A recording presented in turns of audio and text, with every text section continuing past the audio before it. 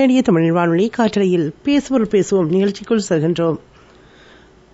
உறவுகள் இணைந்து உங்கள் கருத்துக்களை எடுத்து வர முடியும். இணைந்து கொள்கின்ற முதல் நேயர். வணக்கம்.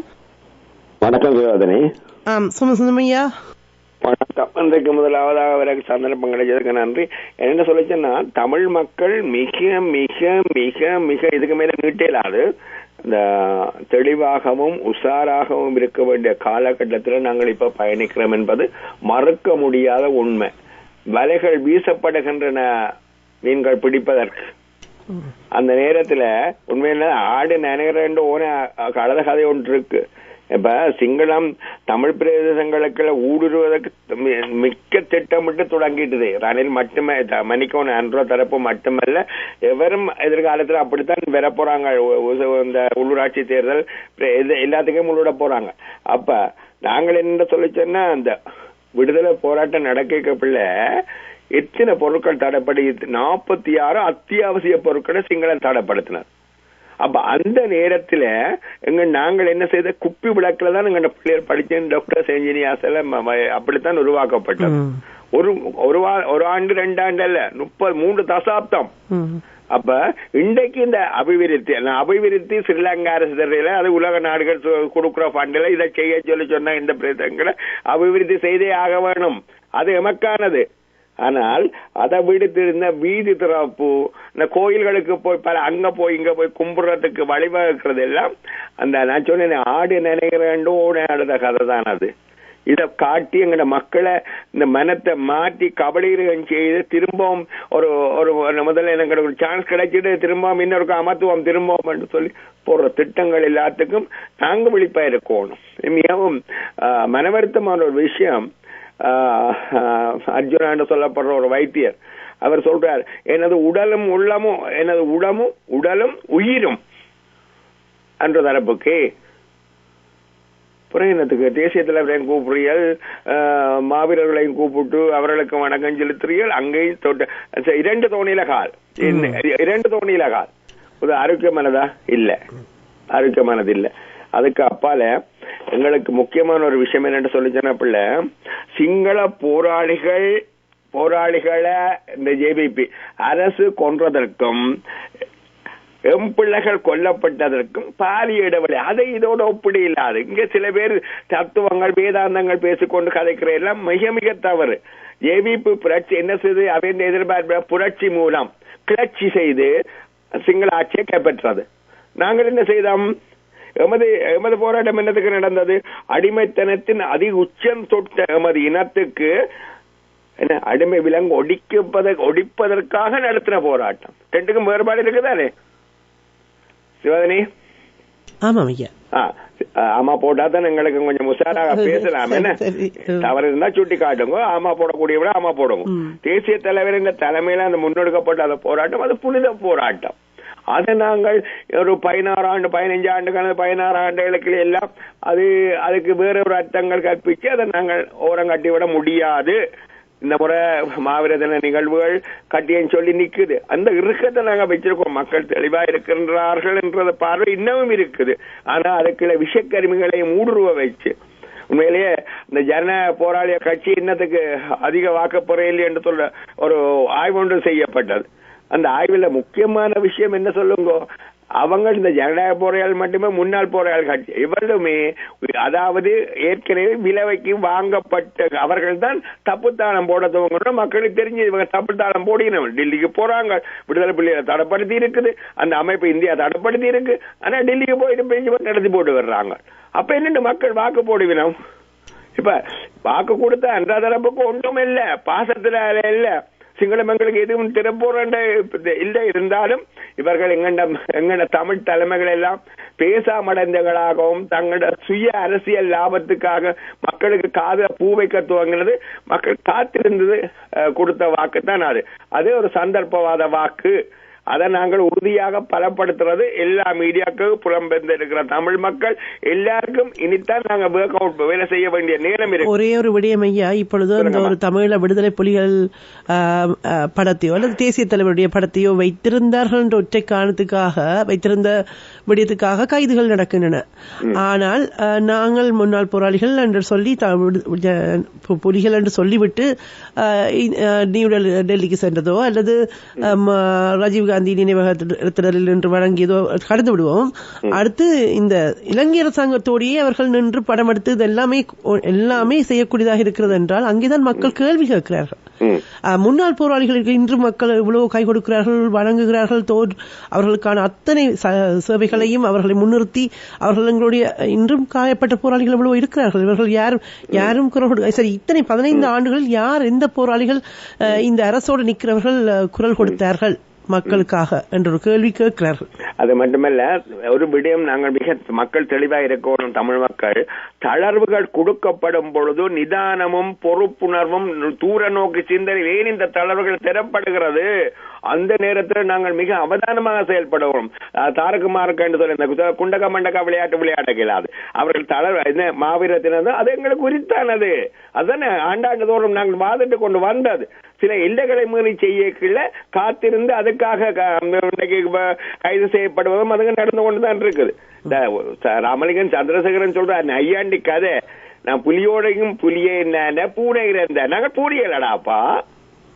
நாங்க வீரமிக்க ஒரு தலைவன், அதாவது உலக நாடுகளே வியக்கக்கூடிய அளவுக்கு போர் வியூகம் அமைத்து பாராஜ் போன்றவர்கள் தரையற கச்சமர் ஆணையரவு தரையற கச்சமர் மூக்கில விரல் வச்சு அதை செய்யத்தான். எப்படி இது நடக்குது? இந்த சிறு கட்டத்துக்கு இன்னும் இந்த போராளிகள் எப்படி சாதனையை படைக்கிறார்கள்? அதனால் தான் அங்கண்ட தாய்நாடு சொல்றோம் இல்லையே, அவனுக்கு தான் பெரிய வயசுல புலி கரைச்சது. பார்த்தா இதை தொழிற்க விடக்கூடாது. உலகத்துக்கு சொன்னாங்க இது என்ன, இது பயங்கரவாதம், ஜனநாயக முறையில் தெரிவு செய்யப்பட்ட ஒரு நாட்டை குழப்பறதுக்காக நடத்துற ஒரு போராட்டம் மண்ணில ஒரு கிளர்ச்சியில பயங்கரம் டெரரிசம். அந்த வார்த்தையை சொல்லித்தான் ஆயுதங்களை வாங்கி எங்களை கேவலமான முறையில் கேவலத்திலும் கேவலமான முறையில கட்டி வச்சு அடிச்ச இந்த எப்படி அப்பா உங்களுடைய மறக்க முடியுமா? எங்களை மக்கள் தான் மறக்க வேணுமா? மறக்கலாமா? இந்த உணர்வுகளை நாங்கள் இளம் சந்ததியிட்ட ஊட்ட வேணும். அதான் எங்களுக்கு வேலை. புலம்பெயர் நாட்டில் இருக்கிற எங்கண்ட பிள்ளைகள் கோயில்களுக்கு கல்யாண வீடுகளுக்கு செத்த வீடுகளுக்கு கூட்டிக் கொண்டு போறதை விட அதையும் கூட்டிக் கொண்டு போங்க. எங்களோட பிள்ளைகளுக்கு அந்த தாய் மண் வாசனை மண் மனம் அந்த ஊட்டினாத்தான் எங்களோட பிள்ளைகளுக்கு தெளிவு வேறும். அதை நாங்கள் எல்லோரும் செய்ய வேணும். அதுக்கு ஊடகத்துக்கும் பாரிய பொறுப்பு இருக்குது, எங்களை மாதிரி ஆசிரியர்களுக்கும் பாரிய பொறுப்பு இருக்கு. அதை நாங்கள் கவனமா செய்ய வேண்டும். வரலாற்றை கடத்த வேண்டும் ஐயா. வரலாறை திரிவுபடுத்துவதற்கு 1000 சக்திகள் இங்கே முனைகின்றன. அவர்கள் சொல்வதெல்லாம் தலைவர் மாவீரர் என்று சொல்லித்தான் அத்தனை சக்திகளும் இங்கே முனைகின்றன. எங்களுடைய வரலாறுகளை திரிவுபடுத்துவதற்கு ஆயுத போராட்டம் ஒரு முலாம் ஒன்று பூசி போட்டு அந்த சொல்லுவாங்க அந்த முலாத்துக்கு நின்று கொண்டு போய் முகமூடியில போட்டுக் கொண்டு வருகிறோம். பேசுவோம். இனிக்கின்ற விஷயங்களை நம்பாமல் இருக்க வேண்டும். நன்றி உங்களுக்கு. காட்பாடி சந்திரசேகர், வணக்கம். வணக்கம். மிக்க மகிழ்ச்சி. இந்த ஒரு பொழுதில் நான் ஒரு சிறுகதையோடு நிகழ்ச்சியில் இணைத்துக் கொள்ளப் போகிறேன். எடுத்து வாருங்கள். ஒரு ஊர்ல ஒரு ராஜா இருந்தாரு. அந்த ராஜாவிற்கு மிக அருமையான இரக்க குணம் படைத்தவராக இருக்கிறார். எப்பொழுதுமே பிறருக்காக உதவி செய்பவர், தனக்கென்று எதையும் வைத்துக் கொள்ள மாட்டார். அவருக்கு பிறந்த நாள் வந்தது. அந்த பிறந்த நாளில் அவருக்கென்று ஒரு கனவு இருந்தது. அன்றைய அவரது பிறந்த நாளில் ஊரில் இருக்கக்கூடிய யாவருக்குமே பட்டினி அப்படிங்கிற ஒரு விடயம் இருக்கக்கூடாது என்று அவர் எண்ணம் வைத்திருந்தார். சரி, எங்க நம்ம அன்னதானம் செய்யலாம் என்ற போது ஒரு கோவிலை தேர்ந்தெடுத்தார். அந்த கோவிலில் பார்த்தீர்கள் என்றால் மிக நீண்ட வரிசையில் மக்கள் யாவரும் காத்து கொண்டு இருந்தனர். அதில் ஒரு ஏழை, அவருக்கு உடல் நலம் என்பது இல்லை. அவரை பார்த்து மற்றவர்கள் எல்லாம் அருவருப்பு தக்கக்கூடிய விதத்தில், நீ இங்கே இருக்காதே, தள்ளிப்போ, உன்னை பார்த்தால் அருவருப்பு வருது, உன்னிடம் இருந்து துர்நாற்றம் வீசுகிறது, இங்கே வராதே என்று அவரை துரத்திவிட்டனர். பொழுது அவர் மிகவும் வருத்தப்பட்டு கொண்டிருந்தார். சரி, எல்லோரும் என்னை துரத்துவதால் அங்கே இருந்து சலசலப்பு எதற்கு செய்யணும் என்று அந்த ஏழை பாவம் எதுவும் சொல்லாமல் நின்று கொண்டிருந்தார். ஆனால் என்ன வேதனை என்றால், அவர் நிற்கிறார், கூட்டம் வந்து கொண்டே இருக்கிறது. நின்றவர், அவருக்கு சாப்பாடு எதுவும் கிடைக்கவில்லை. நொந்து கொண்டார். இனி இங்கே இருந்தால் எனக்கு எந்த சாப்பாடும் கிடைக்காது, நான் ஏன் இங்கே இருக்க வேண்டும் என்று அந்த இடத்தை விட்டு அவர் அந்த குளத்தை நோக்கி பயணித்தார். அப்பொழுது இந்த கோவிலினுடைய இந்த ஒரு கோபுரம் இருக்கிறது அல்லவா, அதை பார்த்து, இறைவா ஏன் இந்த சோதனையை நீ கொடுக்கிறாய்? நான் ஏழையாக பிறந்தேன், அது என்னுடைய தவறு. ஏதோ ஒரு பூர்வ ஜென்மத்தில் நான் ஏதோ ஒரு விடயம் செய்திருக்கிறேன், அதற்கு தவறு கொடுத்தாய். ஆனால் உலகில் இருப்பவர்கள் எல்லோரும் என்னை இழி சொல்லி என்னை காயப்படுத்தும் வண்ணம் என்னுடைய நிலையை நீ இப்படி வைத்திருக்கிறையே, நான் என்ன செய்ய என்று நொந்து கொண்டு அந்த குளத்தை நோக்கி பயணித்து அந்த குளத்தில் அவர் கல்லை விட்டு எரிந்து கொண்டு தன்னுடைய அந்த புலம்பலை பசியோடு புலம்பிக் கொண்டிருந்தார். நிறைய நேரம் ஆச்சு. கிட்டத்தட்ட பார்த்தீர்கள் என்றால் 4:30 மணி மதிய வேளை கடந்து சாயங்கால வேளை ஆகி இருக்கிறது. அப்பொழுது திடீர் என்ற ஒரு குரல் அந்த ஏழை நோக்கி வந்தது. என்னப்பா சாப்பிட்டியா, எப்படி இருந்தது உணவு அப்படிங்கும் பொழுது, சாப்பிடாவது அதாவது ஏன் அந்த வயிற்றுச்சலை கேட்கிறீர்கள், எனக்கு பசி வாடி இருக்கிறேன், ஆனால் எனக்கு சாப்பாடு எதுவுமே கிடைக்கவில்லை அப்படின்ட்டு புலம்பி இருந்தார். பக்கத்தில் அமர்ந்தார் ஒருவர். அந்த நீரில் பார்த்த பொழுது தலையில் கிரீடம், திடீர் என்று பார்த்தால் பக்கத்தில் ராஜா. இவருக்கோ ஐயோ இந்த ஏழையை நோக்கி ஒரு ராஜா வருவதா, ஐயா மன்னித்துக் கொள்ளுங்கள், நீங்கள் யார் என்று நான் பார்க்கவில்லை, என்னுடைய வேதனையில் உங்களை கவனிக்கவில்லை, நீங்கள் என் பக்கத்தில் அமராதீர்கள், நான் ஒரு தீண்டத்தகாதவன் என்று தன்னைத்தானே ஒதுக்கி கொண்டார். யார் சொல்லியது நீ தீண்டத்தகாதவன் என்று? ஒருபோதும் அது மாதிரி கிடையாது. உனக்கு இன்னும் ஒரு மகிழ்ச்சியான விடயம் என்னவென்றால், என்னுடைய அரண்மனைக்கு வந்து என்னிடம் என்னுடைய வீட்டில் இருக்கக்கூடிய குழந்தைகளிடம் நீ உணவை உண்ணப் போகிறாய், வா என்று அவரை கையோடு வரவேற்றுக் கொண்டு அவருக்கு நன்றாக குளிப்பதற்கான வசதிகள் செய்து கொடுத்து புதிய ஆடையை அவருக்கு கொடுத்து, அந்த நபரா இப்படி இருந்தார் அப்படிங்கிற அளவுக்கு மாற்றி அவருக்கு உணவு அளித்து, கையில் 3 பொன் முட்டைகள் இடக்கூடிய அந்த வார்த்தை போல் அவர் கையில் அந்த பண பெட்டிகள் மற்றும் அந்த தங்க காசுகளை கொடுத்து, இந்தால் நீ ஏதோ ஒரு விடயத்தை செய்து கொண்டு இந்த ஊரில் மற்றவர்களுக்கு நிகராக நீ பிழைத்துக்கொள், எனக்கு நம்பிக்கை இருக்கு, நீ நிச்சயம் வாழ்க்கையில் சாதிப்பாய் என்று அவர் சொன்னார். நீ முட்டாள் அல்ல, புத்திசாலி என்று அவர் சொன்னார். ஒரே வார்த்தை, ஆம், இவ்வளவு நாளாக நான் முட்டாளாக இருந்தேன், ஆனால் இன்றுதான் நான் புத்திசாலியானேன்.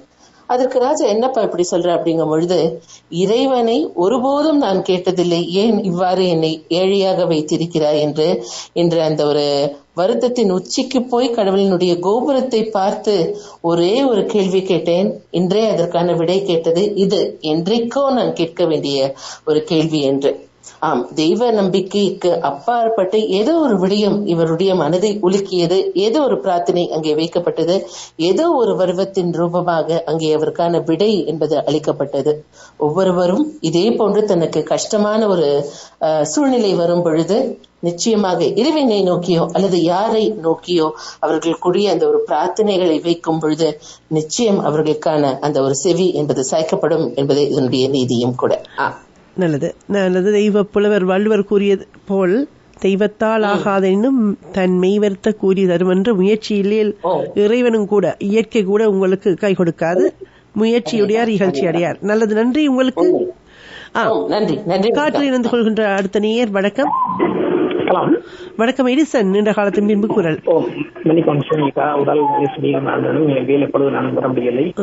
ஆமா, என்று கேட்டால் இப்ப கடந்த ஒரு 4 கிழமை 5 கிழமையா எங்களை வந்து ஒவ்வொரு கனடாவில் உள்ள தமிழர்களையும் பாதிச்சு கொண்டிருப்பது வந்து இந்த நாக்கடை கொள்ளை என்று கேட்டால், இன்னைக்கு இது கடந்த ஒரு வருடம் 1.5 வருஷமா சுற்றுலா துறையில வந்த தமிழர்கள் வந்து தமிழகத்திலிருந்து வந்து தமிழர்கள் வந்து இன்றைக்கு 120% வந்து அங்க வந்து அடாவடி செய்து விட்ட வந்த கோஷ்டி தான் வந்து இறங்கியிருக்கு. இந்த மோட்டர் சைக்கிள்ல வந்து ரேஸ் ஓடி காட்டினாக்களும் வாழ்வெட்டில் இறங்கின ஆக்களும் தான் வந்து இன்றைய காலமே நேர்குணம் ஒரு வினாவ கல்வி கேட்கப்பட்டது. அதுக்கு வந்து இளைஞர் அழகா சொல்லியிருந்தார். பிரான்ஸ் ஒரு ஆவாக்குழுடைய தலைவன் வந்து யாழ் மாவட்டத்தில் இருந்து போட்டு பிரான்ஸ்ல ஒரு ஆளை கொலை செய்து போட்டு கனடாக்கு இன்றைக்கு வந்து அவரை வந்து கனடா காவல்துறை வந்து பிடிச்சிருக்காங்க.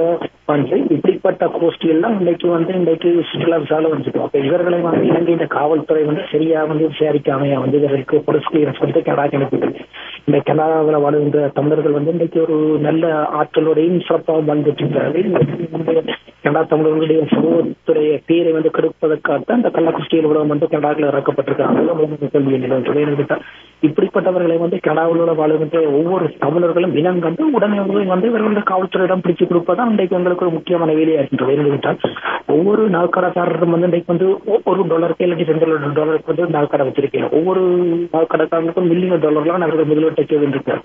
அப்ப நீங்கள் வந்து 10 பேர் இல்லாட்டி 5 பேர் சேர்ந்து நீங்கள் வந்து கூட சுய நலன்களுக்காண்டி வந்து அந்த கடையை வந்து உடைச்சு எங்க சமூகத்தின் பேரை வந்து கெடுக்கணுங்களா? நீங்கள் ஒருத்தர் இந்த நாட்டில இருந்து வாழ தகுதியில் இருக்கா? நீங்கள் எல்லாரும் உடனே வந்து பிடிச்சு டிபோர்டேஷன் பண்றதுல வந்து உங்களுக்கு இந்த ஆட்சி இவர்கள் எல்லாம் இந்த நாட்டில இருந்து வாழ தகுதியற்றவர்கள். இங்க வந்து கனடாவில் வந்து இன்றைக்கு ஒரு தமிழர்கள் வந்து இன்றைக்கு கரிகானம் செய்யப்பட்டவர்கள் இன்றைக்கு ஒரு சாதிக்க பிறந்த தமிழர்களாக வாழ்ந்து இருக்கிறார்கள். இப்ப அப்படிப்பட்ட தமிழர்களை வந்து நீங்கள் கெடுப்பதற்காகத்தான் இன்றைக்கு அங்கிருந்து வந்திருக்கீங்கன்னு சொல்லித்தான் நாங்கள் இன்றைக்கு கணிக்கிறோம். இப்படிப்பட்ட ஒவ்வொரு தமிழர்களும் வந்து இப்படிப்பட்ட திருடர்கள் வந்து கனடாவில் இனம் காணுவோம் தாய்வயசு உடனே அடிச்சு சொல்லுங்க. என்னென்னு கேட்டா இவர்களுக்கு நன்னிப்பண்டே கொடுக்க சொல்லுங்க.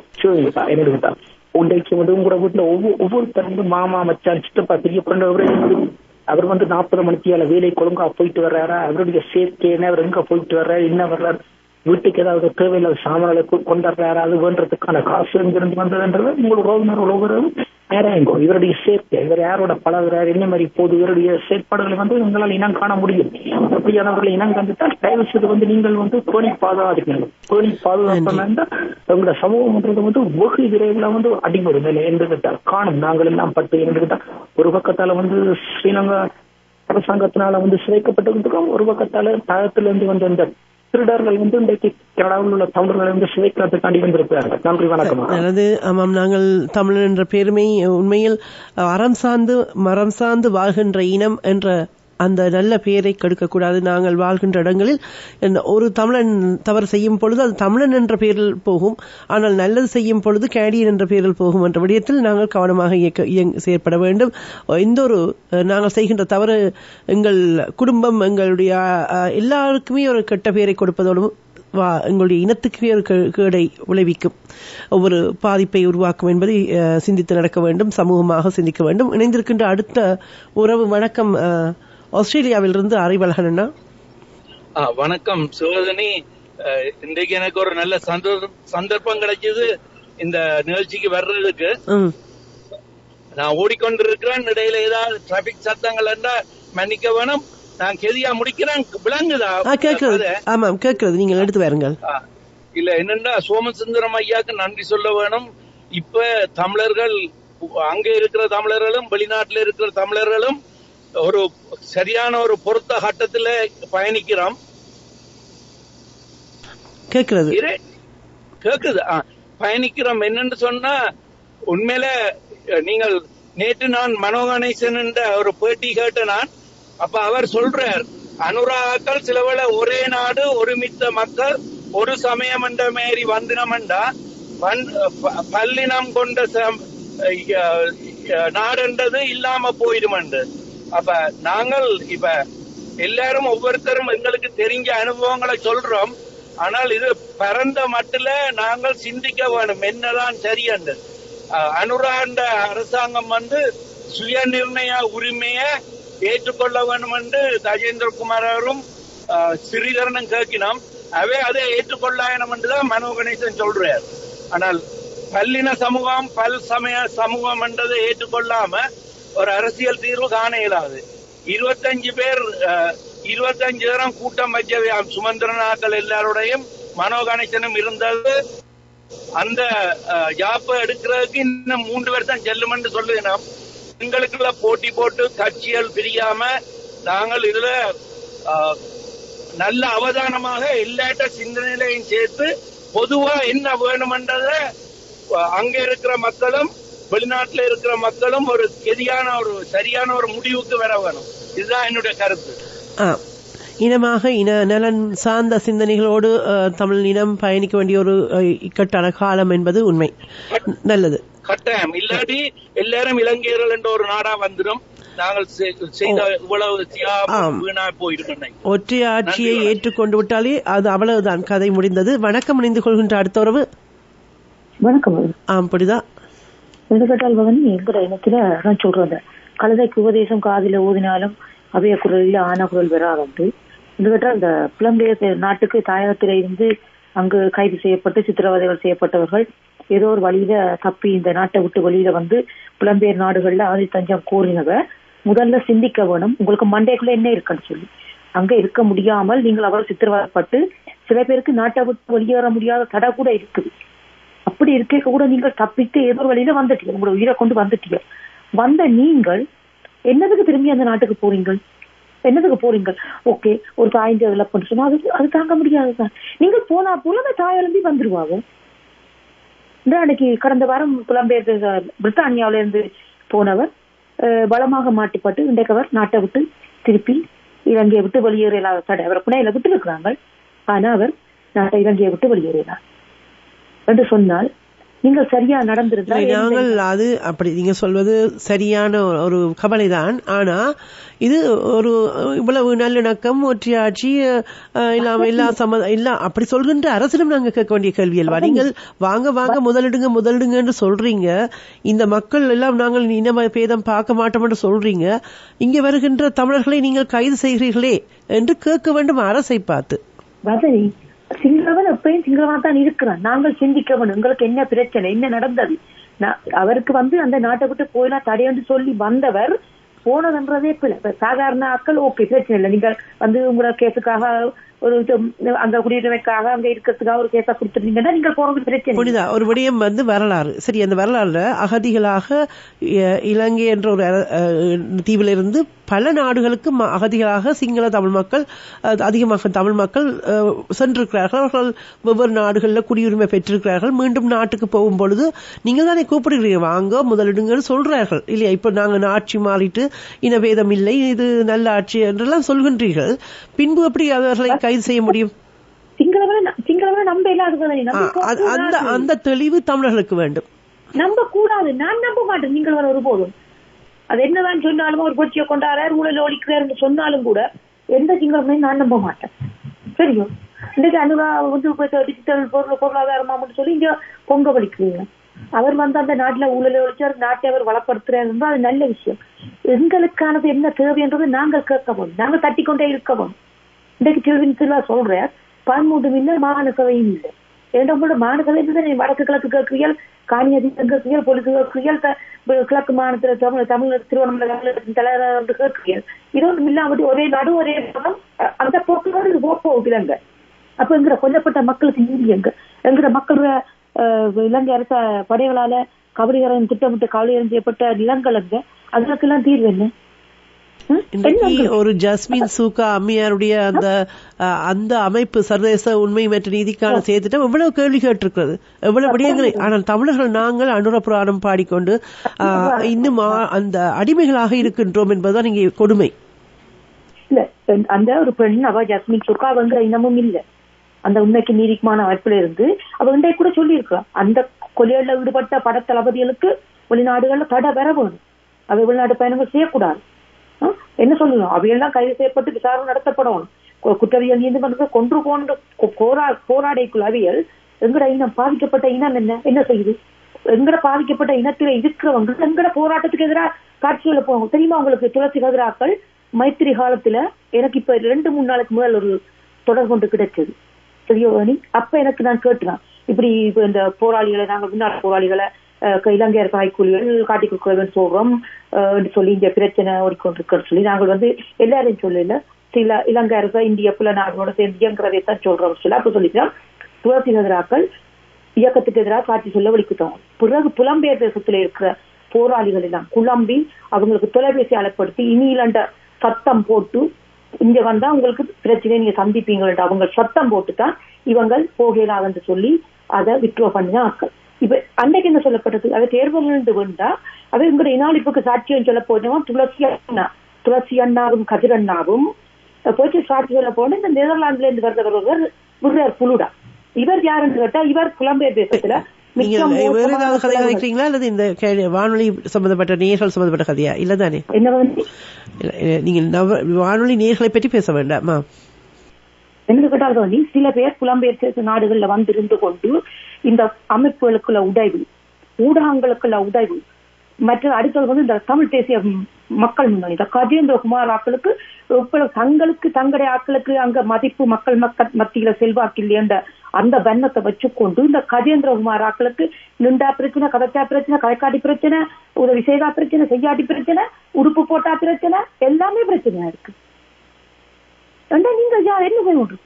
போன வருடம் ஒரு புள்ளா கதை விட்டாங்க வந்துட்டா நாங்கள் அதை இல்லை என்று சொல்ல இவைக்கெல்லாம் விருப்பம் இல்லை. நீங்க கொண்டு வந்தீங்களோ அப்ப உங்களை செய்ய நீங்க யாரால இயக்கப்படுறீங்க? நீங்க கைக்கூலி எல்லாம், நீங்க கைக்கூலி எல்லாம் எல்லாருக்குமே தெரியும் உங்களை யாருன்னு சொல்லி. புலம்பெயர் ஊடகங்களுக்கு நிறைய ஊடகங்களுக்கு இன்னும் ஒரு ஊடகத்துல கதைச்சு நான் கேட்டேன். கேட்காவது இன்னொரு கேட்டுக்கொண்டவர் வந்து சொன்னார், இவர் ஒரு நல்லவர் மாதிரி நடிச்சு கொண்டு இவ்வளவு நாளும் இவர் வேஷம் போட்டுருக்கு, ரெண்டைக்கு தான் இவற்ற வேஷம் தெரியுது வந்து இன்னொரு கிழிச்சது. அப்படி வந்து புலம்பெயர் தேசங்களுக்குள்ள இவங்கள் தான் இந்த எல்லா சிதைவுகளும் முட்டைகளுக்கும் காரணமானாக்கள். இவங்க திட்டமிட்டு களமிறக்கப்பட்டார்கள். நிச்சயம் அவதானமா ஒவ்வொரு சம்பளம் இருக்கும். ஏன்னா ஒற்றுமையா இருந்த ஊடகங்கள் நிறைய பிரச்சனைகள், மக்கள் எல்லாருக்கும் பிரச்சனையா இருக்கு. அமைப்புகள், மக்கள், ஊடகங்கள் எல்லாமே பிரச்சனையா இருக்கு. இந்த ஒற்றுமைகளால பிரச்சனை. நல்லது, நன்றி. காற்றலையில் இருந்து கொள்ளும் அடுத்த உறவு வணக்கம். ஜெர்மனியிலிருந்து வாகிசன். வணக்கம். இல்ல நாலஞ்சு விஷயம் பேசணும். ஒன்றும் இந்த புலம்பெயர் தேசத்துல இருக்கிற விடுதலை புலிகளை சொல்லுவினோம். நான் 4 பேரோட தனிப்பட்ட வகையில அறிமுகப்படுத்திக்க ஒரு படையணித பேரை சொல்லி அறிமுகப்படுத்தினோம். யாரை கேட்டாலுமே ஒரு படையணி சொல்லிடும். நீங்க பயணிச்சா தெரியும், இந்த என்னன்னு சொல்றேன், டுபாக்கு சொல்லுவோமே, அப்படி ஒரு பேரை சொல்லுவேன். அப்படியான இதான ஆக்கள் ராதா வான்காப்பு படையணி என்ற ஒரு பேரை சொல்லுவேன். சரிதானே? இது பெரும்பாலான அந்த போராட்டத்தோட இணைஞ்சவைக்கு தெரியும் இது எவ்வளவு ஒரு முக்கியமான ஒரு படையணி என்றது தெரியும். இந்த படையணியில பேரை பாவித்து அந்த படையணியில உண்மையாக பயணிச்ச இருக்கக்கூடிய 1-2 பேர்கிட்ட இருந்து அந்த கருத்து எடுக்கிறது. இப்ப உதாரணத்துக்கு என்னட்ட இருந்து நான் அதுல பயணிச்சிருந்தால் என்னட்ட இருந்து ஒரு 2 கருத்து, உங்கள்கிட்ட இருந்து ஒரு 2 கருத்து, இது 4 சேர்த்து போட்டு அந்த 4 கருத்துல தான் சம்பந்தப்பட்ட 4க்கும் உரியவன் தானண்ட மாதிரியே இன்னொரு ஆளோட கதைக்கிறது. கதைக்கு போட்டு முதல் வந்து உள்வாங்கி போட்டு அந்த ஓடு மீனோட உருமி வாடி இருக்குமா கொக்கண்டு ஒரு நல்வழியாங்க அப்படி மூதுரை நல்வழி நெல்லுக்கு வைத்த நீர் என்ன அப்படி பார்த்தோண்டு இருப்பினம் எப்படி தங்கட இதுக்கு உள்வாங்கப்படுதுன்னு சொல்லி உள்வாங்கி போட்டு உண்மையான போராளிகள்கிட்ட இந்த கருத்தை எடுத்து போட்டு அதே திசை திருப்புற நோக்கில இதே ஒரு போராளியா மக்கள் மத்தியில வரையின. இப்படி பொய்யான பெயர்களை சொல்லிக் கொண்டு அந்த விடுதலை உணர்வை கொண்ட விடுதலை வீரர்களை ஒரு அவமரியாதை செய்கிற கூட்டம் ஒன்று கூடிக்கொண்டிருக்கு. இவைதான் அந்த மாட்டுக்கொட்டில் மாவீரர் என்று சொல்ற ஆட்களும் இருக்கக்கூடிய டிக்டாக்ல இருந்து வர பிரபலங்களை அறிமுகப்படுத்துறார்களும் இந்த அறிமுகப்படுத்தின அப்புறம் அந்த வீட்டுல குழந்தை பிள்ளை டொவிக்கு சண்டை பிடிக்கிற மாதிரி தான் சண்டை நடக்கும். அது ஒரு பக்கம் இருக்க. அதை விட இதை பாருங்க, இப்ப இந்த புலம்பெயர் தேசத்திலிருந்து போராக்கள் மிக அவதானமா இருக்கும். தயவு செய்து நீங்க எல்லாம் பாரோம், நாங்க எல்லாமே பாரோம். எங்களுக்கு பேர் தட லிஸ்ட்ல இருக்குன்னு சொன்னா அந்த தட லிஸ்ட் எடுபட்டதும் நாங்க ஓடுறோம் நாட்டுக்கு. ஆனா நாங்க இந்த நாட்டுல இருக்கோமோ அந்த நாட்டு பிரஜாவுரிமை எடுத்திருந்தா கூடி நாங்க அந்த நாட்டவர்கள், நாங்க இலங்கையை சேர்ந்த பிரஜா உரிமை பெற்ற ஜெர்மனியர்கள் 2 பேருக்கெல்லாம் பாரோம். உங்களுக்கு அந்த நாட்டுல போய் எந்த அசம்பாவிதம் நடந்தாலும் அதுக்கு இந்த நாடு பொறுப்பெடுக்காது. ஏன்னா உங்களோட முதல் நாடு அது தாய் நாடு. சில பேர் என்னடா நாங்க ஜெர்மன் பாஸ்போர்ட் எடுத்துட்டோம் அல்லது இருக்கக்கூடிய புலம்பெயர் தேசத்துல பாஸ்போர்ட் எடுத்துட்டோம்னு சொல்லி போட்டு நாங்க எங்களை ஒண்ணு செய்யறோம், எங்களுக்கு இது செய்தா வெள்ளக்கான் கதைப்பான்னு சொல்லி போறது பெரும் முட்டாள்தனம். ஏன்னா நீங்க இருக்கிற 2வது குடியுரிமை அதை விளங்காம நாங்க போய்தான் இன்றைக்குமே அவர்கிட்ட சரியான ஒரு நிலை பாதிக்கப்பட்ட இல்லை. அதே மாதிரி இவ்வளவு பேர் இருக்கிறான். இந்த தடையெடுத்ததுமே தடை செய்து ஊடாதீங்க. தடையெடுத்து ஓடுறீங்க எடுத்துனா அந்த கொக்கு காத்தோன்னு இருக்கு, எப்ப வேற மீன் எப்ப பிடிப்ப மாட்டேன். அந்த இதுக்குள்ள போய் நீங்க ஒரு 5 பேரை விடுவான், 5 பேரை முன்னுக்கு விட்டுட்டு 6வது 7வது வார கொஞ்சம் பேரோட இதா பிடிப்பான். இதுக்கெல்லாம் நாங்க மாற்றோம். இப்படி இருக்காம இப்ப மக்கள் நல்லா உணர்ந்தவன் என்ன தெரியுமோ, இப்ப பாராளுமன்றத்தோட நல்ல காமெடி நிகழ்ச்சி நடக்காது பார்க்கலாம். என்ன பாராளுமன்ற நிகழ்ச்சின்றத விட காமெடி நிகழ்ச்சியா கிடக்கு. எனக்கு அந்த ஒவ்வொரு காலம் எடுத்து பார்க்க சுயரூபங்கள் தெரியுது. இதுல நீங்க ரீல் அல்லது டிக்டாக் அதெல்லாம் எனக்கு தெரிகிறது ஆர்டிபிஷியல் இன்டெலிஜென்ஸ் சொல்லப்படுகின்ற அந்த அறிவியல் வளர்ச்சி நீங்க எதை பார்க்கிறீர்களோ அதைத்தான் அதிகம் காட்டும். அப்போ நீங்க எனக்கு ஒருவர் சொன்னார், திருப்ப அந்த வைத்தியம் தான் வந்து கொண்டிருக்கிறார் எனக்கு. நீங்க அதை பார்த்தால் உங்களுக்கு அதுதான் வரும். இல்ல அப்படி இல்ல. அதுல அவர் சொல்றார், ஒரு நேரம் பார்த்தால் மாவீரர் என்றார், தலைவர் என்றார், இன்னொரு நேரம் பார்த்தால் இந்த அனுரா என்றார். இல்ல அதாவது நாங்க சோறு சாப்பிட்ட வாயால வேற மற்றதை சாப்பிட மாட்டோமல்லோ. தேசிய தலைவருக்கும் மாவீரர்களுக்கும் வாழ்த்து சொல்ற ஒரு பெரிய மனுஷன் என்று நாங்க நினைச்சு கொண்டிருக்கிற அடுத்த செகண்ட்ல அனுராண்ட கட்சியில இருக்கிறதையும் மதிக்கிறேன் வாழ்த்துறேன் அப்படின்னு சொன்னதும் அதிலே அவைய உண்மையான ரூபங்கள் கிழிக்கப்படுது. யாரையும் மதித்து விட்டு போகலாம், அது தவறல்ல. ஆனா யார் யாரையோ போராளிகள் என்று சொல்கிறார். அது ஒப்பிடக்கூடாது. இப்ப தேசிய தலைவருக்கு நிகர யாரையுமே நாங்க ஒப்பிடலாம். எங்க மாவீரர்களுக்கு நிகர மாவீரர் மட்டும்தான். ஏனைய நாட்டு போராளிகளும் இல்ல, அவைக்கெல்லாம் கைக்கு காசுக்காக வேலைதாக்கள். நாங்க அப்படி ஒப்பிடுறதுக்கு எங்களுக்கு தெரியல. ஆனா ஈழத்தில் இருக்கிற எங்களோட மக்கள் சரியா உணர்வினம் எப்படி என்று சொல்லி ஏன் இந்த வாக்களிப்புல எவ்வளவு உங்களுக்கு திசை திருப்பப்பட்டது, மடமாற்றம் செய்யப்பட்டது என்றதா இந்த பாதிப்பு வேலை எரியா உணர்வினம் நாங்களும் அவதானமா இருப்போம். தயவு செய்து போராக்கள் அவதானமா போவோம். நன்றி. எனவே விடுதலை கிடைத்து விட்டது, எங்கள் தேசம் பிறந்து விட்டது, எங்களுக்கான தலைவர் வந்துவிட்டார் என்று சொல்லிக் கொண்டு போகிறீர்கள் என்றால் பல ஏமாற்றங்கள் மட்டுமல்ல பல பாதிப்புகளை நீங்கள் எதிர்கொள்ள வேண்டும் என்ற விடயத்தில் அவர்கள், நாங்கள் சொல்லவில்லை, நாடு சொல்கிறது, கைதுகள் சொல்கின்றன. வணக்கம் வணக்கம், காற்றில் இணைந்திருக்கின்றீர்கள். வணக்கம். பேசுவோம் நிகழ்ச்சியோடு உறவுகள் இணைந்திருக்கின்றீர்கள். இது உறவுகளுக்கான களம், உறவுகள் இணைந்து கருத்துக்கள் சொல்கின்ற களம். இந்த வேளையில் இன்றைய நாளின் மிக முக்கிய ஒரு செய்தி, மனித உரிமை மீறல் குற்றவாளிகளுக்கு தண்டனை கோருகின்றார் ஜஸ்மின் சூகா அம்மையார். இலை நாடு நல்லம், அனுரா நல்லம் என்று சொல்லிக் கொண்டிருக்கின்றவர்கள் மத்தியில் இருக்க அவர் என்ன சொல்கின்றார், அவருடைய அறிக்கை என்ன சொல்கின்றது, அந்த அமைப்பினுடைய அறிக்கை என்ன சொல்கின்றது என்று பார்ப்போம். இலங்கையில் மனித குலத்துக்கு எதிரான மிக மோசமான மீறல் குற்றங்களிலும் ஊழல் மோசடிகளிலும் ஈடுபட்ட அரசு மற்றும் பாதுகாப்புத்துறை அதிகாரிகளுக்கு எதிரான தடைகளையும் நுழைவு அனுமதி தடையையும் விதிக்குமாறு வலியுறுத்தி அதனுடன் தொடர்புடைய 60க்கும் மேற்பட்ட கோரிக்கைகளையும் ஆவணங்களையும் அமெரிக்கா, பிரிட்டன், ஆஸ்திரேலியா, கனடா, ஐரோப்பிய ஒன்றியம் ஆகியவற்றின் அரசாங்கங்களுக்கும் ஐநா சபைக்கும் சர்வதேச உண்மை மற்றும் நீதிக்கான செயற்திட்டம் அனுப்பி வைத்திருக்கின்றது. ஜஸ்மின் சூகா அம்மையார் தலைமையிலான அந்த அமைப்பு அனுப்பி வைத்திருக்கிறது இந்த கேள்விகளை, இந்த விடயங்களை வலியுறுத்தி. அதை பற்றி நாங்கள் இன்னும் பார்க்கும் பொழுது ஜோஹனஸ்பர்க்கை தளமாக கொண்டு இயங்குகின்ற ஜஸ்மின் சூகா தலைமையில் இயங்கி வருகின்ற இந்த சர்வதேச மனித உரிமைகள் அமைப்பான உண்மை மற்றும் நீதிக்கான செயற்திட்டமானது இலங்கையின் அரச மற்றும் பாதுகாப்புத்துறை அதிகாரிகளுக்கு எதிரான தடைகள் மற்றும் விசா அனுமதி தடைகள் தொடர்பான 60க்கும் மேற்பட்ட கோரிக்கைகளை சமர்ப்பித்திருப்பதோடு உலகளாவிய சட்ட வரம்பெல்லையின் பிரகாரம் வழக்கு பதிவுகளையும் கோரியிருக்கின்றது. எவ்வளவு ஒரு பொறுப்பான ஒரு விடயத்தை அம்மையார் என்ன அந்த அமைப்பு செய்திருக்கின்றது. ஏனென்றால் நாங்கள் மறப்போம் மன்னிப்போம் என்று போகின்றோம், எங்கேயோ போய்கொண்டிருக்கின்றோம், நாங்கள் நல்லதை காண்கின்றோம் எதிரிகளிடம் கூட. ஆனால் அவர் விடுவதாக இல்லை, அந்த அமைப்பு விடுவதாக இல்லை. நடந்த இனப்படுகொலைகளுக்கு நீதி வேண்டுகின்ற இனமாக போராட வேண்டிய இனம் தவறு செய்தாலும் அந்த அநீதிகளை தட்டி கேட்கின்ற ஒரு அமைப்பாக அது இயங்கிக் கொண்டிருக்கின்றது. மனித உரிமைகள் நாளை முன்னிட்டு, அதாவது இது வருகின்ற 10ஆம் தேதி மனித உரிமைகள் நாள், அனைத்துலக மனித உரிமைகள் நாள் டிசம்பர் 10. எனவே அதற்காக இந்த தயாரித்திருக்கின்ற எவ்வளவு தூரம் முன்னோக்கி தூர நோக்கோடு அவர் செய்து இந்த அறிக்கை தயாரித்திருக்கின்ற இந்த கோரிக்கைகள் முன்வைத்திருக்கின்றார் என்று பாருங்கள். இந்த ஆவணங்கள் யாவும், அதுக்கான ஆவணங்கள், அத்தனை சாட்சியங்கள் எல்லாவற்றையும் தொகுத்து அமெரிக்கா, பிரிட்டன், ஆஸ்திரேலியா, கனடா, ஐரோப்பிய ஒன்றியம் எல்லாத்துக்கும், எல்லா அரசாங்கங்களுக்கும், அத்தோடு ஐக்கிய நாடுகள் சபைக்கும் அனுப்பி வைத்திருக்கின்றார்கள். இதில் இலங்கை ராணுவம், கடற்படை, விமானப்படை, காவல்துறை, புலனாய்வு பிரிவு அதிகாரிகள், நீதிபதிகள், முன்னாள் அமைச்சர்கள் உள்ளிட்ட அரசு அதிகாரிகள் உள்ளிட்ட தரப்பினருடன் தொடர்புடைய கடந்த கால மனித உரிமை மீறல்கள் மற்றும் குறிப்பிடத்தக்க ஊழல் மோசடிகள் என்பன பற்றியதாக இருக்கின்றன.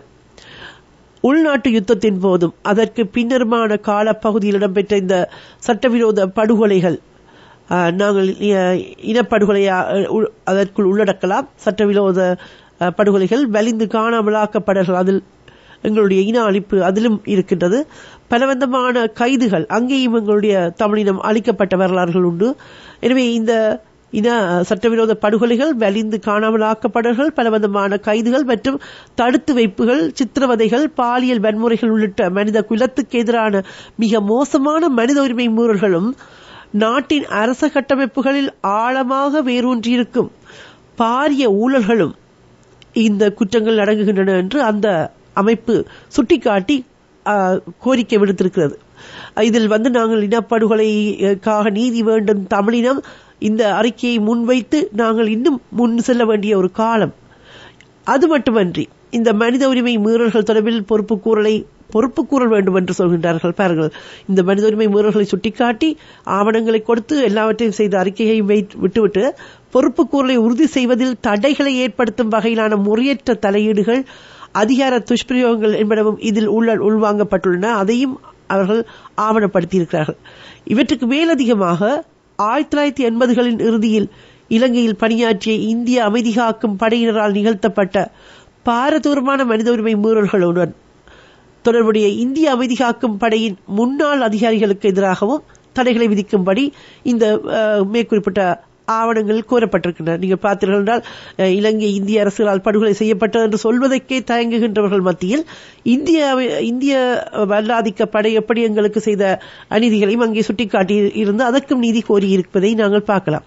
இந்த நடவடிக்கை தொடர்பில் கருத்து வெளியிட்டிருந்த சர்வதேச உண்மை மற்றும் நீதிக்கான செயற்திட்டத்தின் நிறைவேற்று பணிப்பாளர் நாங்கள் பெருமதிப்புக்குரிய ஜஸ்மின் சூகா அமியார் சொல்கின்றார், கடந்த கால மீறல்கள் தொடர்பில் இதுவரை பொறுப்புக்கூறல் உறுதிப்படுத்தப்படாத நிலையில் கடந்த கால மற்றும் சமகால குற்றங்களை ஆவணப்படுத்தி அவற்றுக்கான சான்றுகளை பகுப்பாய்வு செய்து உண்மையை கண்டறிவதற்கு ஏதுவான சகல வழிமுறைகளையும் உரியவாறு பயன்படுத்திக் கொள்வது இன்றியமையாதது என்று சொல்லி அதை தவிர்த்துக் கொள்ள முடியாது என்று கூறுகின்றார். அதே போல் அவர் சொல்கின்றார், இலங்கையில் இடம்பெற்ற இறுதிக்கட்ட யுத்தத்தின் போது போர்க்குற்றங்களில் ஈடுபட்டதாக நம்பத்தகுந்த ஆதாரங்களின் அடிப்படையில் குற்றஞ்சாட்டப்பட்டிருக்கும் இலங்கை அதிகாரிகளுக்கு எதிராக பிரிட்டனில் தற்போதைய புதிய அரசாங்கம் எதிர்வரும் 10ஆம் தேதி சர்வதேச மனித உரிமைகள் தினத்தன்று தடைகளை விதிக்கும் என்று எதிர்பார்க்கின்றோம் என்று ஒரு அழுத்தத்தையும் கொடுத்திருக்கின்றார்.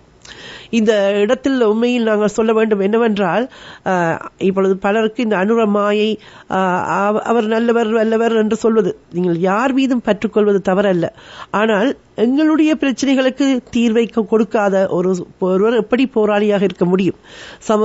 சமகாலத்தில் இன்னொரு இனத்துக்காக இன்னொரு இனத்தினுடைய ஒடுக்கப்பட்ட மக்களுடைய வலிகளை உணராதவர்கள் எப்படி அவர்கள் போராளிகள் என்று போற்றுதற்குரியவர்களாக போற்றப்பட முடியும்? நடந்த அநீதிக்கு நீதி பெற்று தரக்கூடியவர்களால் மட்டும்தான் அந்த இடத்துக்கு போக முடியும். இப்ப சேகுவரா கியூபாவினுடைய விடுதலைக்காக போராடினார். அவர் கியூபா மண்ணில் பிறந்தவரும் அல்ல. எனவே இன பற்று இருக்க வேண்டும் என்றல்ல. எப்படி விராஜ் மெண்டிஸ் ஒரு சிங்களவராக இருந்தாலும் குரல் கொடுத்தார் அல்லவா இறுதி வரை. அதுதான் உண்மையான ஒரு போராளிக்குரிய அடையாளம். அதுதான் உண்மையான மனிதத்துக்குரிய ஒரு அடையாளம் இல்லையா? இந்த இடத்தில் நாங்கள் சரி, அவர்களை நீங்கள் போற்றுவது கூட பரவாயில்லை, நாங்கள் யார் என்பதிலாவது தெளிவிருக்கிறதா என்றுதான் நாங்கள் சிந்திக்க வேண்டும். இன்றும் இனத்துக்காக போராடுகின்றவன், இனத்துக்கு உண்மையாக இருக்கின்றவன், இனத்தினுடைய வலியை சுமந்து இனப்படுகொலைக்குள்ளான மக்களுக்கு நீதி வேண்டும் இனம் மட்டும்தான் போராடும் போராளிகள் இனமாக இருக்கின்றதை ஒழிய இன்று மாயைகள் மயங்கி செல்கின்றவர்கள் அந்த வட்டத்தில் வர முடியாது. வணக்கம். வணக்கம். ஆம் சித்ரா. அப்போது லைன் வேற அப்படியே விடுபட்டு போச்சு. பொன்னமலை மாமாக்கு 2 கையிலும் ஊசி போட்டது தனக்கு கீழாதண்டு வெள்ளன்னு சொன்னவா. அதான் நான் உங்களை சொல்லுவோம். எனவே நலமாக வர வேண்டும். நாங்கள் பேசுகின்றேன். சரி, நல்லதம்மா. காற்றலையில் பேசுவோம். உறவுகளுடைய கருத்துக்களை எடுத்து வருகின்ற காற்றலை பொழுது 3:47 உறவுகள் பேசுகின்ற கருத்துக்களை எடுத்து வருகின்ற பேசுவோம் நிகழ்ச்சியோடு உறவுகள் இணைந்திருக்கின்றீர்கள். இந்த வேளையில் ஒரு கருத்து சொல்லப்பட்டது. பாராளுமன்றத்தில் கஜேந்திரகுமார் பொன்னம்பலம் அது நேரடியாக சொல்லப்படவில்லை என்றும் ஒரு கருத்தாக சொல்லப்பட்டது. அதாவது உடை பற்றிய விடயம், அதாவது எளிமையான உடை அணியவில்லை அல்லது அவர் ஒரு கோட் சூட்டை போட்டு சென்று பேசியதை சொல்லியிருக்கலாம். உடை என்பது அவரவருடைய தெரிவு இல்லையா? அது ஒரு அடையாளமாக நீங்கள் பார்க்க முடியாது. ஒவ்வொருவருடைய அடையாளங்களும் அவர்களுடைய செயல்கள் தான். அப்படி பார்க்கும் பொழுது அந்த விடயம் பற்றி நான் எடுத்து வருகின்ற ஒரு உறவை இணைத்துக் கொண்டு, வணக்கம். வணக்கம். நான் ஐங்கரன். ஆமாம், ஐங்கரன். மக்களையே அனுராக்கு ஆதரவளிக்கிறார்கள் நினைக்கிறீர்கள்? அனுரா புராணம் ஏன் பாடுறார்கள் நினைக்கிறீர்கள்? எங்களுக்கான சரியான அரசியல் தலைமை அங்க இல்ல. அதான் மக்களுக்கு நம்பிக்கை கொள்ளக்கூடிய தலைமை அங்க இல்ல. ஸ்ரீதரன் கஜேந்திரகுமார் பொன்னம்பலம் தேர்தல் தான் சந்திக்கிறார், அடி விழுந்தா அப்புறம். அப்ப இந்த ஒரு ஆளுமை இல்ல, தலைமை இல்ல. 2009ஆம் ஆண்டுக்கு முதல் இருந்தவருக்கு ஏற்ற ஒரு அரசியல் தலைமை இன்றைக்கு இல்ல. அதான் பிரச்சனை. அனுரா புராணம் பாடுறதுக்கு முக்கிய காரணம் பலவீனமான அரசியல் தலைமை. நான் புரிந்து கொள்ளணும். ஒரு கேள்வி. இப்ப நாங்கள் அது சரி, நீங்க சொல்ற குற்றச்சாட்டை ஏற்றுக்கொள்வோம். மக்கள் ஏற்கனவே எங்களுக்கு இனப்படுகொலை நடைபெற்றது என்ற ஒரு விடயத்தில் தெளிவாக இருக்க வேண்டும் தானே? நாங்கள் இப்பொழுது அந்த களத்துல நின்ற போராளிகளே விநாயகமூர்த்தி, முரளிதரன், சந்திரகாந்தனே புலி பயங்கரவாதம் என்று சொல்லிக் கொண்டிருக்கிறார். அவர்களை விடுங்கள், இனப்படுகொலைக்குள்ளான மக்கள் இன்னும் இருக்கிறார்கள். முதல் களங்களை நின்றவங்களை இப்ப தடம் ஆடிட்டாங்க. எல்லோரும் அல்ல, அநேகமானவர்கள் மாறி இருக்காங்க. பல போராளிகள் வெளியே இருக்கிறார்கள். மற்றது மக்களை குறை சொல்லாதீங்க. மக்களை எங்களை பக்கம், அதைத்தான் நான் சொல்றேன். மக்களையும் குறை சொல்லக்கூடாது. இல்ல, குறை சொல்ல முடியாது, குறை சொல்லக்கூடாது. அது அந்த நாட்டுல இருக்கிற மக்களை நீங்க சொல்ல முடியாது. கனடால இருந்து வந்து இல்ல, அது அல்ல நான் சொல்ல வருவது. மக்கள் அல்ல, மக்கள் தவறல்ல. இல்ல மக்களுக்கு சரியான இதை கொடுக்கணும். அதனால நீங்க பேசுற நேரம் பாத்துறீங்களே, அந்த நாட்டில் இருக்கின்ற மக்களை சொல்லவில்லை, இங்கு இருக்கின்றவர்களை சொல்கின்றோம். இங்குள்ளவரை பற்றி நான் இங்க கதைக்க விரும்பவில்லை. இது பெரிய குழப்பமான ஒரு ஆய்வுக்குரிய விடயம். மற்றது தமிழக ஊடகங்கள் இந்திய புலமைய நாடுகள் எங்களோட வீடுகளுக்கு வருகின்றன. அது தேசியம் சார்ந்த ஊடகங்கள் அல்ல, தேசத்துக்கு எதிரான ஊடகங்கள், இனப்படுகொலையான திமுக அரசை காப்பாற்ற ஊடகங்கள். அது பற்றிய விழிப்புணர்வு ஒவ்வொருவருக்கும் ஏற்படணும். அங்க தமிழ் தேசியவாதிகளுக்கு எதிரான செயல்பாடுகள் இறங்கிக் கொண்டு அவர்களுக்கு எதிரான அவர் செய்கிற நல்ல விடயங்களையும் சொல்ல மாட்டார்கள். அவர்களுக்கு எதிரான குறை அங்க பிழை கண்டால் தூக்கி பிடிப்பார்கள். நேற்று பஞ்சாப்ல சண்டிகாரில் வருண்குமார் IPS என்ற இரமமாடு அது போய் அங்கே தமிழீழ விடுதலை புலிகளுக்கும் நாம் தமிழர் கட்சிக்கும் தொடர்பு இருக்கு, நான் தமிழர் கட்சி தடை செய்யப்பட வேண்டும் என்று அங்க சொல்றாங்க. உனக்கு அந்த அதிகாரத்தை யார் தந்தது? நீ ஒரு போலீஸ் அதிகாரி, நீ அரசியல் தலைவர் இல்லை. இப்ப இப்படியான விடயங்களை திமுக அரசாங்கம் செய்து கொண்டிருக்குது. தமிழ்நாட்டில் தமிழ் தேசிய அரசியல் இல்லாட்டி எங்களுக்கு தமிழ் எல்லாமே இல்லை. இங்க அமெரிக்காவோ கனடாவோ இங்கிலாந்தோ வந்து உங்களுக்கு ஆதரவு அளிக்க போறே இல்லை. அம்னிஸ்டி இன்டர்நேஷனல் நேற்று சொல்லி இருக்குது, காசால நடக்கிற இனப்படுகொலை என்று சொல்ல அமெரிக்காவை இஸ்ரேலை காப்பாற்றுகிறது. மேற்கத்திய நாடுகளை நம்பாதேங்க, நம்பி நடவாதேன்றான் அர்த்தம்.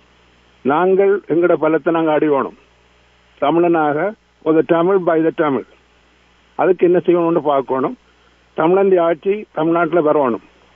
வந்தால் அடுத்த ஒரு விடயம் எங்களுக்கான ஒவ்வொரு பிரச்சனைக்கும் தீர்வு வரும். என்னடா அதிகாரம் எங்கட கையில ஒன்றுமே இல்லையே. அது நாங்கள் தேசியம் கழிச்சா பயங்கரவாதிகள், நாசகாரிகள், கிரிமினல், இதான் கதை. இன்றைக்கு எங்களுக்கு எதிரான எத்தனை கொடுமைங்க நடந்துட்டு இருக்கு. கர்நாடகத்தில் ஒரு நீதியரசர் தமிழருக்கு எதிராக ஒரு அதாவது ஒரு உருவண்டாட்டி இருக்கிறார். அதை கண்டிக்கிறது தமிழ்நாட்டில் வந்து அரசியல் கட்சியும் இல்லை, நாம் தமிழர் கட்சியை தவிர. நாம் தமிழர் கட்சி என்ற தலைவருடைய தீர்க்க தரிசனம், அதை பலப்படுத்தி எப்படி கொண்டாடுறது என்று பாருங்க. அதுக்கான உதவிகளை புலம்பெயர்ந்த மக்கள் செய்யணும். அங்கு எங்களுக்கான ஆட்சி வந்தால் தமிழிடம் தானே மலரும். அனுராவோ சஜித்தோ இதை பற்றி நான் கவலைப்பட வேண்டிய அவசியம் இல்லை. எங்களோட பலன் தான் எங்களோட விதியை நிர்ணயிக்கும். எண்ணி அங்கே இதுவே எண்ணியராக போறேன். அதை நாங்கள் உறுதியாக செயல்படுத்தணும். நன்றி, வணக்கம். நன்றி. இப்ப இங்க சொன்னபடியும் தமிழகத்தில் தமிழ் தேசிய எழுச்சியை முடக்கும் நோக்கில் இப்பொழுது முன்னெடுக்கப்பட்டு வருவதை பார்க்கக்கூடியதாக இருக்கின்றதா? அந்த வகையில் அந்த விடுதலை புலிகளையும் நான் தமிழர் கட்சியையும் தொடர்படுத்தி அவர்களை அடக்கி ஒடுக்குவதற்கான சூழ்ச்சி வருண் IPS உடைய குற்றச்சாட்டிலிருந்து நாங்கள் காலகாலமாக இருந்து வந்த ஒன்று, கைதுகள் சொன்ன ஒன்று. இப்பொழுது அது அந்த விடயத்துக்கு செந்தமிழன் சீமான் என்ன சொல்லியிருக்கின்றார்?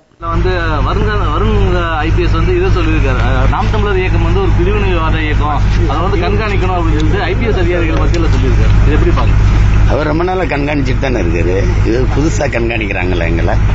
அது ஒரு உள்துறை அமைச்சர் நடத்தப்பட்ட அந்த நிகழ்வுல முக்கியமா சொல்றது வந்து சொல்லியிருக்காங்க. அவர் இங்க தனிப்பட்ட முறையில பாக்குறது, அந்த கருத்து மோதல் எல்லா அதிகாரிகள் மத்தியில ஒரு கருத்தகத்தை கொண்டு போகும்போது அது வந்து எப்படி புரிஞ்சுக்கிறதுன்னு நீங்க சொல்லுங்க. இந்திய அரசியல் அமைப்பு அதன்படி நாங்க பதிவு செஞ்சு தேர்தல் ஆணையத்தில் 13 ஆண்டுகளா இந்த அரசியல் இயக்கத்தை நடத்துறோம். ஒரு மக்கள் இயக்கம், மக்களோடு சந்திச்சு தேர்தலில் நின்று அவங்களே சின்னம் கொடுத்துருக்காங்க, நின்றுருக்கோம்.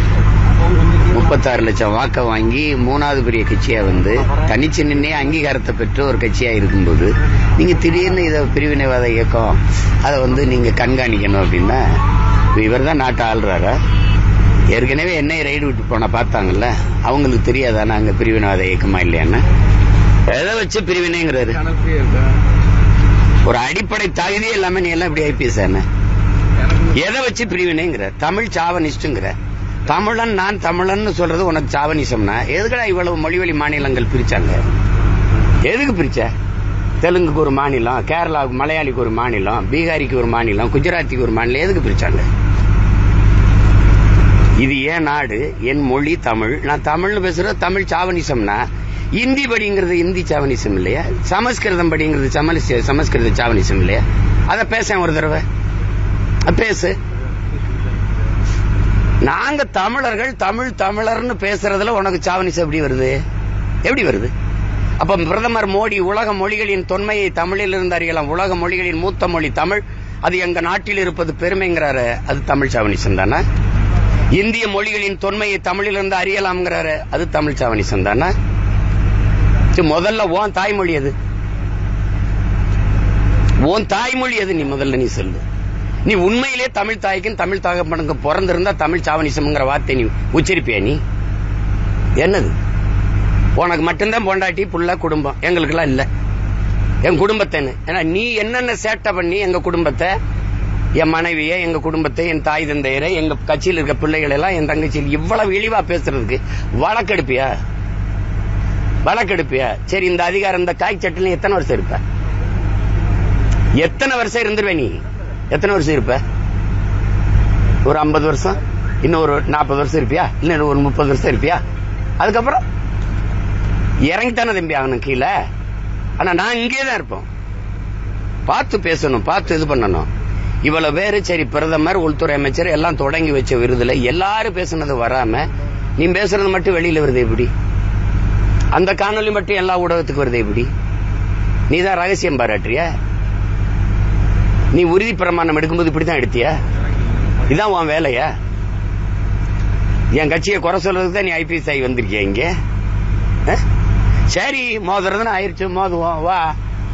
ஏன்னா நீ என்ன பண்ணுவ? நீ என்ன பண்ணிடுவ? நீ காலத்துக்கு காலம் தமிழ் தேசிய எழுச்சிக்கு எதிராக ஐபிஎஸ் பல்வேறு சிக்கல்கள், பல்வேறு தடைகள், அது தமிழகத்திலும் தமிழீழத்திலும் எல்லா இடங்களிலும், ஏன் புலம்பெயர் நாடுகளிலும் கூட வந்து சேர்வது வளமை. சரி, இதை கடந்து இப்பொழுது முதலில் கோட்டு சூட்டு போட்டார் கஜேந்திரகுமார் எளிமையற்றவர் என்றெல்லாம் ஒரு குற்றச்சாட்டு சொல்லப்பட்டதுதான். அந்த விடயத்தை பற்றி பேசும் பொழுது சரி என்ன செய்கின்றார் என்று பார்க்கும் பொழுது தொடர்ச்சியாக ஒவ்வொரு விடயத்திலும் ஐநா அதிகாரிகளோடு பேசுவதாக இருக்கட்டும், சர்வதேச சமூகங்களோடு பேசுவதாக இருக்கட்டும், இப்பொழுது இந்த நேற்றைய நாள் டிசம்பர் 4 ஸ்ரீலங்கா பாராளுமன்றத்தில் அனுராவுக்கு எதிரான அனுராவ் குமார திசாநாயக்காவுடைய கொள்கை விளக்க உரைக்கு பதிலளிக்கும் பொழுது அவர் பல விடயங்களை சுட்டிக்காட்டியிருக்கின்றார். நான் இங்கு அங்கம் வகிக்கின்ற இந்த இடத்தில் அவர் சொல்லியிருக்கின்றார் என்னென்றால் 75 ஆண்டுகால வரலாறு எமக்கு சொல்வது இலங்கையர் என்ற அடையாளம் என்பது யதார்த்தத்தில் அடிப்படையில் ஒரு சிங்கள பௌத்த இனவாத அடையாளத்தை மறைக்கும் ஒரு மாயத் தோற்றம் என்பது. இதை சொல்கின்றவரை நீங்கள் காரியம் மூழ்கிறீர்கள் தமிழர்களாக இருந்து கொண்டு. ஏன் இந்த வன்மம் என்ற ஒரே ஒரு கேள்வி. அது யாராக இருந்தால் நல்ல விடயங்களை சொல்கின்றவர்களை தட்டி கொடுங்கள், இனத்துக்கானவர்களை தட்டி கொடுங்கள். எங்களை இனத்தை அளித்தவர்களுக்கு பதவி உயர்வு கொடுக்கின்ற அனுராவையில் இருக்கின்ற நல்லதை காண்கின்ற நீங்கள் இந்த இனத்துக்கான குரலை கொடுக்கின்றவர்களை யாராக இருந்தாலும் தட்டி கொடுங்கள். அவர்களை நீங்கள் ஆதரிக்காவிட்டாலும் காரி உமிழாமல் இருப்பது சிறப்பு. சரி, இப்பொழுது அதாவது 75 ஆண்டுகால வரலாறு நமக்கு சொல்வது இலங்கையர் என்ற அடையாளம் என்பது யதார்த்தத்தின் அடிப்படையில் ஒரு சிங்கள பௌத்த இனவாத அடையாளத்தை மறைக்கும் ஒரு மாயத் தோற்றம் என்று கூறியவர் ஏனைய இனக்குழுமங்களின் அடையாளங்களை உள்ளடக்கத்துள் அகற்றி சிங்கள பௌத்த தேசியவாதமே இந்த நாட்டில் இருக்கும் அரசியலும் அடிப்படையாக இருக்கின்ற நிலைமையில் வெறுமனே இலங்கையர் என்ற அடையாளத்தை அனைவரும் ஏற்றுக்கொள்வோம் என்று சொல்வது இது இருக்கின்ற நிலைமையை இன்னும் மோசமடைய செய்கின்ற கட்டமைக்கப்பட்ட ஓர் இனவாத உத்தியை என்று கஜேந்திரகுமார் சொல்லியிருக்கின்றார். தமிழர்களுடைய வரலாற்று பூர்வ வாழ்டங்கள் திட்டமிட்ட வகையில் அரச கட்டமைப்பினால் ஆக்கிரமிக்கப்பட்டு இனப்பெரம்பல் மாற்றியமைக்கப்பட்டு தமிழர்களுடைய அடையாளம் அளிக்கப்பட்டு வருகின்ற நிலையில் அதற்கு எதிராக தம்மை பாதுகாக்க புறப்பட்ட மக்களின் குரலை இனவாதம் என்று சொல்வது உண்மையில் இனவாதமே. இப்படி பேசுகின்றவர்களெல்லாம் நீங்கள் காரி உமிழ்கிறீர்கள், தவறுகிறீர்கள். ஆனால் Honorable Deputy Speaker, I would like to take this opportunity on tolerate religious extremism. We are a people who have suffered enough from ethnic. ஒருவேளை தமிழில் சொன்னால் புரியாதென்றால் I make that particular reference because I believe there is a possibility of a contradiction with regards to the first 3 paragraphs that I quoted. அனுரவின் உரையில் இருக்கின்ற தவறுகளை சுட்டிக்காட்டி எங்களுடைய இனத்தினுடைய அடிப்படை அபிலாஷைகளை முன்வைக்கின்ற குரலாக ஒலித்தது. அவர் கோட் சூட் போட்டார் என்ன, இல்லை எளிமையான உடை போட்டால் என்ன, உடை அணிந்தாரா இல்லையா என்பதா முக்கியம். எதை பேசுகின்றார், எதை செய்கின்றார் என்பதைத்தான் நீங்கள் பார்க்க வேண்டும். அவர்களுடைய அரசியல் தவறு இருந்தால் அதை சுட்டி முன்வையுங்கள். அதை விடுத்து அந்த அவர்களை வேறு வேறு விடயங்களில் குறை சொல்வது அல்லது அவர்களின் மீது காரை உமிழ்வது, அது எந்த நபராக இருக்கட்டும், அது எந்த கட்சியாக இருக்கட்டும், அவர்கள் செய்கின்ற நல்ல விடயங்களை பாருங்கள். ஒரு கொள்கையின் கீழ் இருக்கின்றவர்களுக்கு இன்னொரு கொள்கையை ஏற்றுக்கொள்ள முடியாமல் ஒன்றிணையாமல் இருந்தால், ஆனால் இன்று எங்களுடைய இனத்துக்கு ஒரு தமிழ் இனத்துக்காக சிந்திக்கின்றவர்கள் ஒன்று சேர வேண்டிய ஒரு தேவை இருக்கின்றது. அதை சிந்தித்து வெளியே வர வேண்டும் என்றது எங்கள் எல்லோருடைய விடயம். அதில் எதன் அடிப்படையில் சிந்திக்க வேண்டும்? ஒற்றையாட்சியை ஏற்றுக்கொள்கின்றவர்களால் ஒருபோதும் ஒன்றிணைய முடியாது. ஒற்றையாட்சியை ஏற்றுக்கொள்ளாதவர்கள் எங்களுடைய தேசிய கொள்கையை முன்வைக்கின்றவர்களால் நிச்சயமாக ஒன்றுபட முடியும். எனவே கொள்கைகளில் மாற்றம் வரும் பொழுது ஒன்றிணைவார்கள். இணைந்திருக்கின்ற நேயர், நிகழ்ச்சி நிறைவு செய்யும் நேயர். வணக்கம். வணக்கம். வணக்கம். சரி, இந்த இடத்தில் உறவுகளை நாங்கள் இன்றைய நாளில் உறவுகளுடைய கருத்துக்களை எடுத்து வந்திருந்தோம்.